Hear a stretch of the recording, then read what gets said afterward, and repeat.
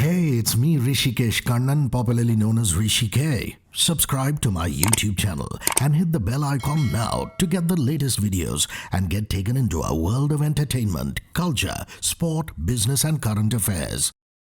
Stay away from her movies simply because I just find it damn awkward, man. I can't watch her, like romance someone else and all of that. It's just very, very, very strange. But if I had to choose, I think Trishul was great. I think it was her start that was lovely. Then seeing her songs with Mr. Hrishi Kapoor and all of these films, so I watch more of her songs. I stay away from the films because I just find it very awkward to watch her like that.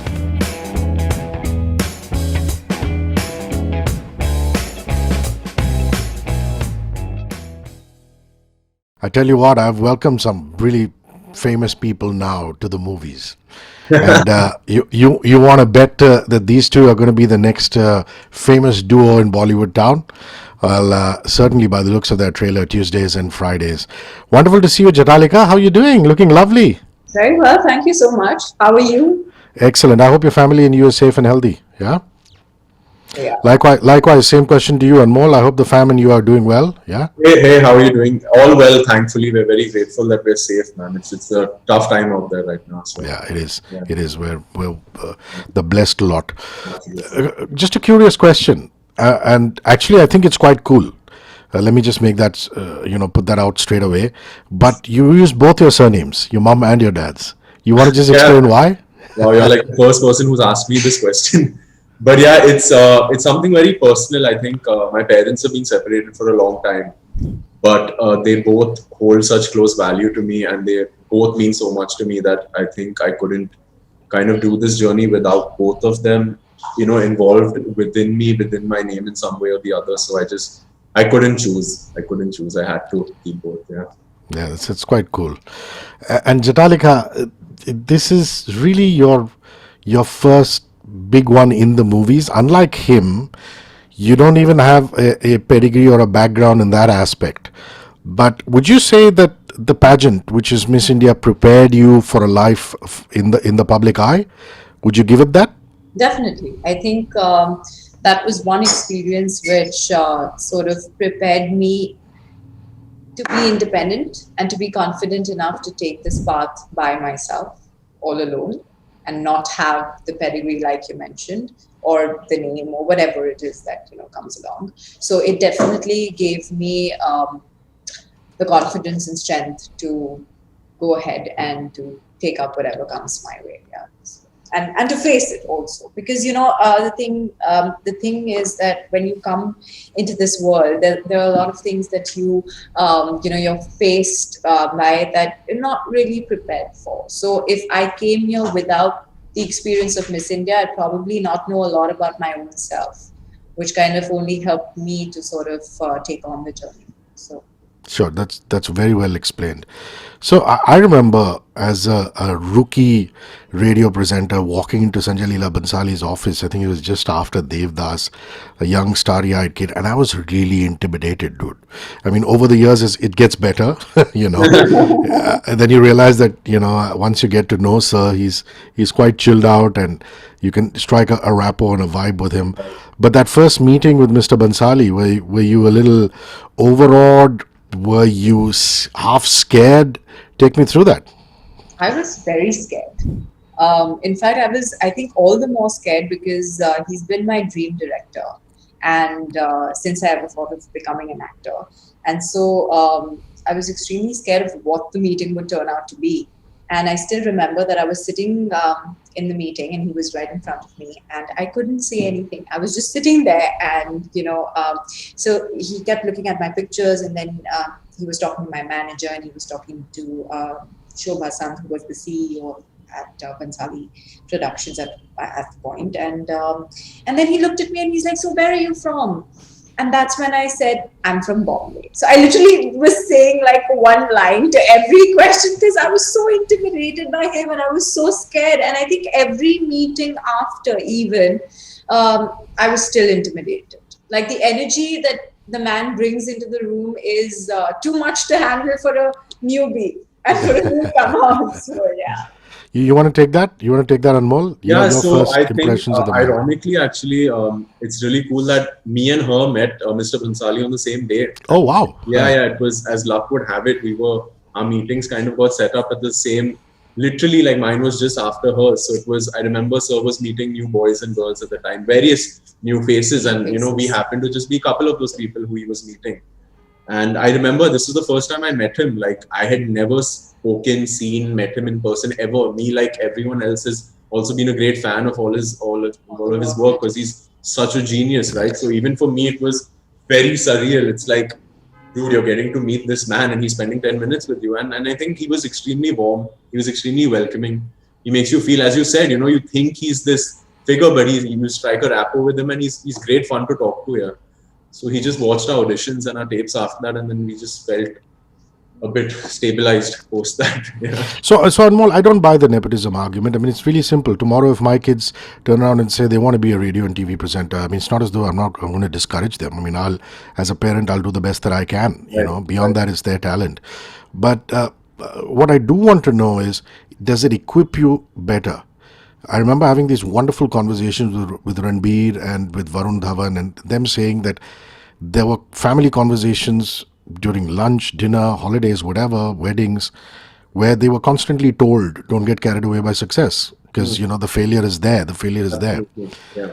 And that kind of failure, maybe somebody who's an outsider like Jhataleka might not have experienced, at least not in a film perspective. Do you think you're, in that aspect, mentally you're a little better prepared because you have folks in the business who share their success as well as failures with you? Correct. So firstly, I want to just say that you are quite a legend. I've been listening to you a lot over the years. It's kind of you. Thank you. Thank you. Nice to finally talk to you and have a face to this voice. And as you said, like if your kids wanted to get into it, you would kind of obviously you would tell them the good and the bad and be like you have to figure it out for yourself. I think for me, growing up, there wasn't so much conversation. I think my mom had stopped working that much in order to, bring up my sister and I. So I think more than anything, the first thing my mom said is that, look, you need to have immense patience. You need to be ready for all kinds of reactions, as you said. Like it's not always going to be good. There's going to be failure. There's going to be times when you're bogged down. And I went through that as well when I was auditioning prior to this film. It was not easy, man. You deal with it on a day-to-day basis, and it's not just because you come from a film family that you're going to get like handed it on a platter. It doesn't work like that, at least not in my case. As I said, Mr. Bhansali met the two of us on the same day, and she's not from the films and I guess I am. And we both had the same process where we both auditioned, we both gave in our tapes, we both, did the waiting and the thinking whether this will happen, and it did. And I think more than anything, my parents just said that, look, you got to really be patient. You got to work hard. You got to be honest and just treat everything and be humble and treat everything with humility. I think that's the only taking I got, and I'm very prepared in that aspect. I don't take things to my head. I don't take things very seriously. I'm just excited to be here and take each day as it comes. Jhataleka, you feel that way about him or any other film folk that filmy kids, that they're a little more sorted? Because they come with that experience and their family having shared those experiences. Would you say Anmol is sorted, for example? Well, I don't know about sorted, but they definitely know the world and they know the environment because they've been raised in the environment, and it's not their fault. I mean, quite honestly, today, if I become a well-acclaimed actress and my daughter wants to become an actress or my son wants to become an actor, I would do everything in my capacity for them to get the best of what they want to do with what they've thought, right? And I'm not going to leave those opportunities out for them. I will, as a mother, do everything I can. And then rest, like you said, depends upon their talent and what they do with that opportunity. So I think it's the first opportunity definitely is a little easier for the ones that belong to the industry as opposed to somebody that is trying to find their way into the industry. I took a lot more years before because I was a Miss India in 2014, and then it took me a couple of years of meeting people and auditioning till I actually landed up. But the minute I met Sanjay sir, the process was the same for Anmol and me. So if someone was to ask me that, were you treated differently? Not at all. It was the same. That's so cool. I know of so many diverse professions in the movies. Writers write in really different professions. and I believe you play an author, Anmol. I do, yeah. But very rarely have I come across an entertainment lawyer. Is that what you play? Is that what CI is? Yes. So that is quite cool. I mean, I've got to give it that. She's got the cooler of the two professions. Would you say, Anmol? I mean, I want to be the Hank Moody over here, the author and the writer. Dude, now you're talking. That's my favorite show all time, Californication. Same. That's I remember when I would like suggest to my lovely director, Mr. Taranveer Singh, I'd be like, hey, like, won't it be cool if he's wearing a black t-shirt throughout, or like, have a beer or something like that? And he's just like, no, this is not that. This is a very clean, light-hearted, and colorful film. I do not want anything dark or depressive in this. That's a good one. Hank Moody.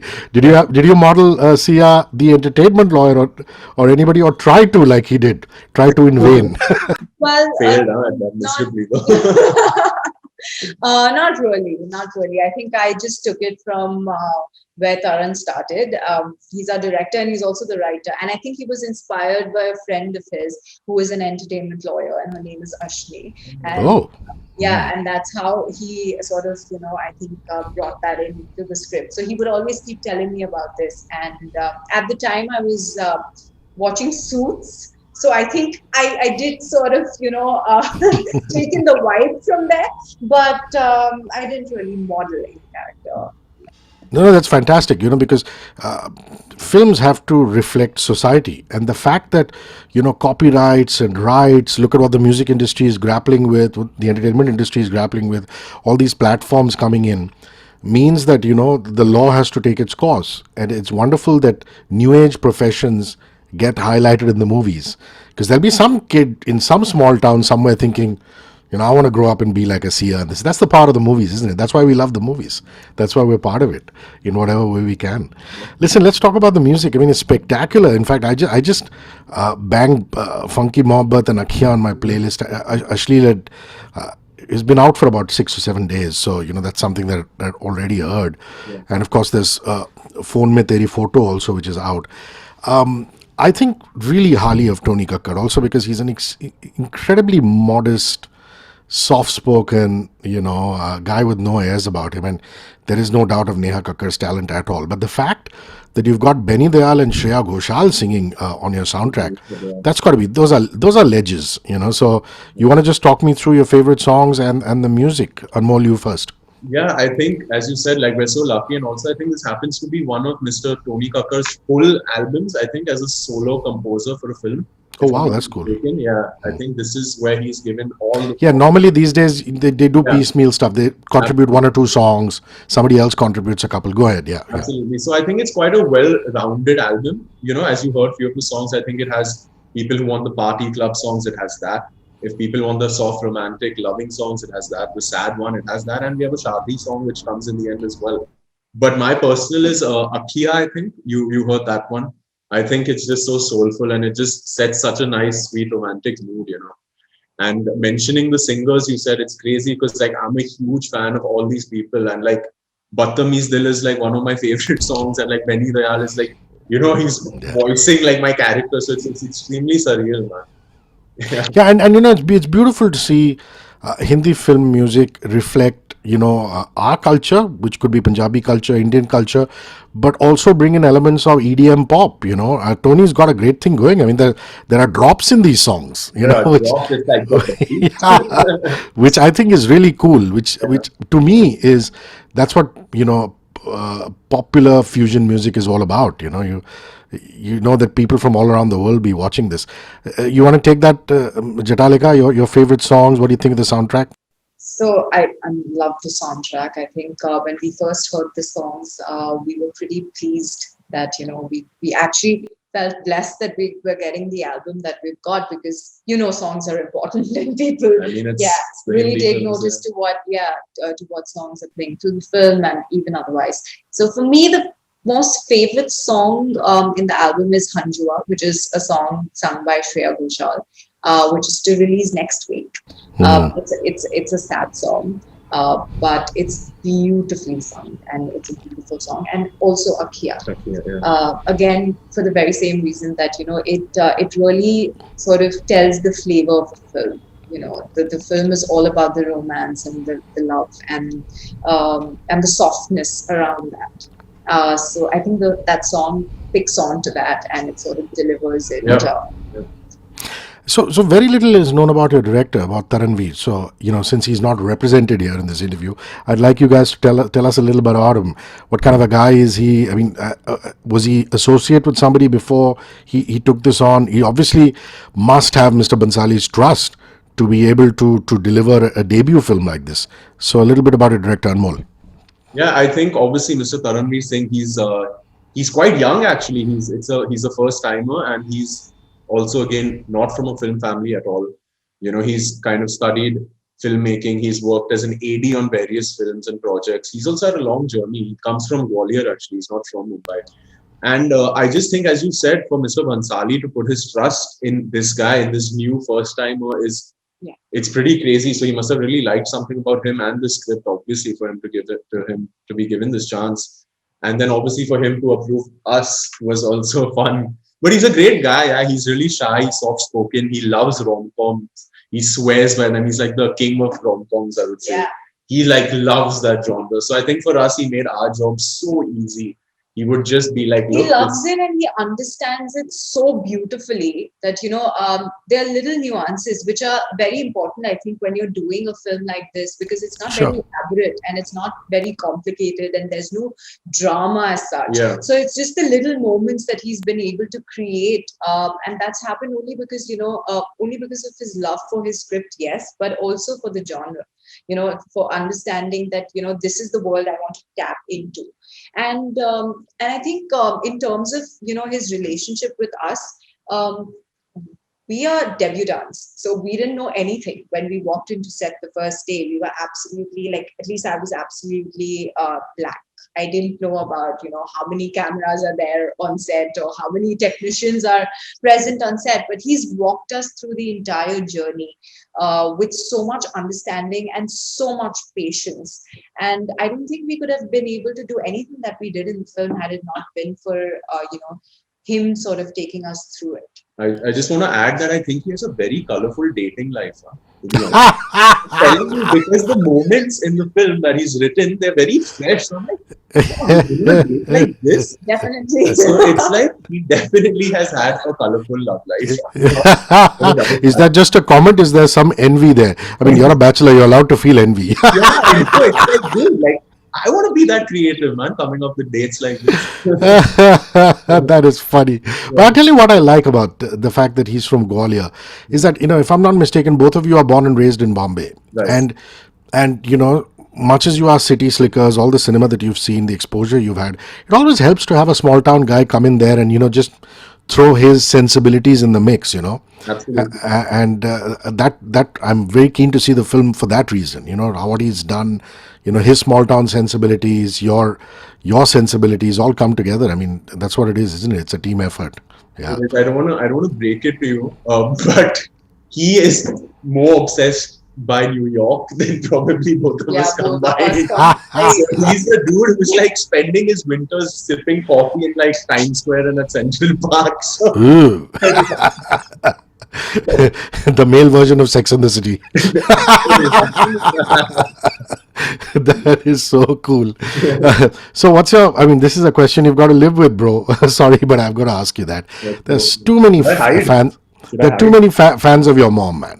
Of your moms on this planet. So what's your favorite Poonam Dhillon film? So, again, I don't want to break it to you, but I stay away from her movies simply because I just find it damn awkward, man. I can't watch her, romance someone else and all of that. It's just very, very, very strange. But if I had to choose, I think Trishul was great. I think it was her start. That was lovely. Then seeing her songs with Mr. Hrishi Kapoor and all of these films. So I watch more of her songs.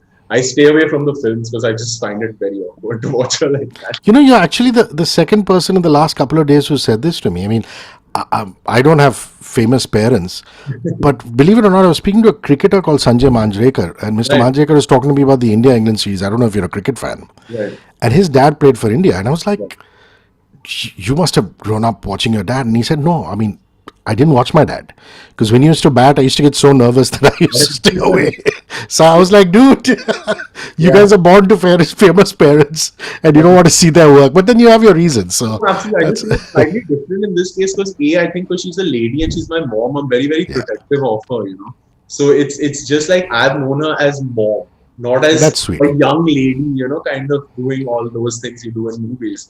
So yeah, man, it's just one of Yeah, those. that's sweet. Would you have a favorite Poonam Dhillon film? Jhataleka, huh? Nuri. Have you met his folks? Have you hung out with them? Have you met each other's families? It's Yeah, important, isn't it? I mean, your yeah. colleagues and mates. You have. We That's have. superb. Hmm. In fact, when we were shooting in London, my family was there, and so was his mom. She came, she visited One day, yeah. him for a One day, day, yeah. and yeah, my parents were there for a couple of days, so they visited. Yeah, Yeah, it's nice. No, I think we all like Punjabis, all getting yeah, along, all just Panjos, man. I yeah. was when you try to explain to Westerners about Punjabis, and then you say, Italians and Greeks are that's Punjabis, which is great. The joie de vivre, this and that. So just tell me a little bit about Varun and a little bit about Sia. We talked about their profession, but just in terms of people that they are. Let's start with Varun. So I think Varun is quite chilled out. He's quite relaxed. He kind of enjoys life. He reaches late to places which Sia does not like. He kind of, I think, is always just looking to have a good time, man. And sometimes and in the film, when he falls in love with Sia, he himself kind of takes some time to digest that and realize that he looks in the mirror and he's like, shit, you're screwed. You're falling in love with this girl. What's going on? So he's just one of those, classic dude who kind of shies away sometimes from commitment and relationships, but how he meets a lady who kind of steals his heart.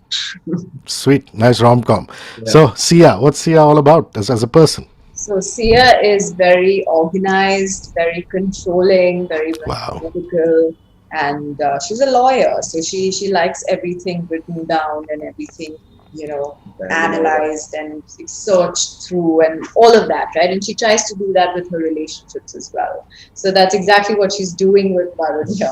He's a writer. He's a creative guy. He doesn't have his time, or he doesn't have his, organization, but she does it for him. So basically, she's just taking him through the process. Yeah, you know what they say about left brain thinkers and right brain Yeah, thinkers. exactly. That's exactly the case. Until her right brain just starts. Guiding. It's like, oh my God, what am I going to do now? Because suddenly all the control is out of the window. Because that's exactly what love is, Yeah, right? that does. You're right, and I think it's also very relevant in an age of Tinder when you're swiping left and right and things like that. That relationships are sometimes put into slightly offbeat boundaries like this, saying we're going to date twice a week. So I don't. It's logically a question I should ask Taranveer, but since he isn't here, was there any other title for the film like twice a week, whatever this that, or was it always Tuesdays and Fridays? You know what? Actually, that's funny because I remember, so I love, rhyming, coming up with little creative antidotes and stuff like that. But I remember I was in my own head coming up with titles, and I'm like, why am I doing this? No one's going to, I have no say in this. But I just, stuff like you said, like Love Twice a Week or all, stuff like that. I was coming up with little things, but I think this was the most apt title, and I think This was, in fact, I heard Taran say this a couple of days ago, that this was a working title, that he just he never thought this would be Stick. formalized and, be used as the name of the film. But yeah, it just worked out. it's So like, yeah, it is. I was coming up with dumb shit like, हफ्ते में 2 बार प्यार है. No, very 90s. Thoda pyar, thoda magic. Yeah, those would have been really cool in the 90s, actually. So, so how was lockdown for you guys? I mean, did people are saying that it has been tough, but everybody seems to have picked up a skill because you spend time with yourself, picking up a software, picking up meditation. So, did you pick up a skill, Jhataleka? Anything in lockdown that you added to your skill set? I think the first 40 days, because when it started off, I felt like, okay, fine, it's a matter of a month and it will pass by, right? So I got myself into meditation and all these dance and, little like whatever Zoom classes that you have with painting and all of that. Mandala art, I remember. And by the end of the month, I was like, I'm not doing anything, because it was just done now. It's just like, I can't do any of these classes. And so I'm just going to come to the real thing. I think for me, the pandemic and the entire year has been a year of, actually learning to spend time with myself, because I'm so used Wow. to being surrounded by people or doing All of something. us. Yeah. Yeah, so just accepting solitude was initially very tough, and that was what was difficult. But I just got like I started easing into it as time. That is so cool. That is so cool. Yeah, enjoying your own company in the true sense of the word. Anmol, Man, to be honest, like I'm quite a homebody. So for me, I've been at home quite a bit anyway. So for me, it was kind of the same. But what I honestly just looked at it was gratitude and patience. Yeah. Because at the end of the day, what's more important than just being safe? Yeah, if you don't have health, like what is anything else? So for me, I was just grateful that I have a roof over my head and food to eat at convenience, and just those small things. Yeah, that's what I learned. I was just very grateful through the process. lovely. Okay, my last question is, what's on your phone apart from Tuesdays and Fridays? What kind of music do you guys listen to? What's on your phone, Anmol? Yeah, so man, I like a bit of everything. I love. I have all ranges. I have a bit of house, a bit of techno, a bit of hip hop. I love anything with beats because I love to move. So just anything that kind of gets me going. Yeah, I'm not that big on like sad sobby songs, and like You're not a mush ballad guy. Yeah, yeah, it's okay. I'm not. I like flow and groove and beats. So anything that just gets mashed out with Yeah. that kind of stuff. Yeah. He's the groove king. What about you, Jhataleka? Apart from Tuesdays and Fridays, what other music occupies your phone? So I listen to a lot of Sufi and Nice. songs, like she said. Mush. Yeah, I like Mush the queen mush. in the building. I like the mush, but my playlist it's completely wrapped. Like my friends, they never look at my playlist because I'll start with Sufi, and then in the middle I'll just go on to bhajans. Then there'll Whoa. be jazz. Then there'll be pop. Then there's everything on my list. So it just depends upon what I feel like on that day. But if there's something that really soothes me and something that I really want to listen to every time, I feel like listening to music, it has to be Sufi. What's your go-to travel destination? I know you can't really travel right now, but when everything is going to be opened up, what's your safe place that Anmol? I feel when I go there, I can just sack out and be. Your Yeah. favorite holiday destination, Anmol? I think ironically we even fought there. So I would have to say London because I'm a big fan of Chelsea Football Club. Ah! Yeah, yeah. So kind of getting to watch their games there is like the highlight of any trip of mine. Yeah. Yeah. Yeah. Were you disappointed that Frank Lampard didn't make as good a manager as he did You don't a understand. player? That felt more than a breakup that day because growing up, he's the reason I started supporting Yeah, Chelsea man. was Frank Lampard. He's like my most favorite player ever. So that was really tough, and you're reminding me I'm feeling a bit sad now. London town. So your go-to holiday destination that you would love to just hang out? New York. New York. Yes. I've been waiting. In fact, Taran also loves New York, so I keep telling him I can't wait to hold a bagel in my hand. Any bagel feels better in NYC. Is that what you say? Just feels of it. I'm missing it. Listen, you guys, I had lots of fun, man. What's not to love about you guys? I mean, you're well behaved, you're fun, and we had a few laughs. Can't wait to watch Tuesdays and Fridays in theater. Have a great one, and see you soon, Jhataleka and Anmol. Cheers. Bye. Yes, see you. Thank you. Bye.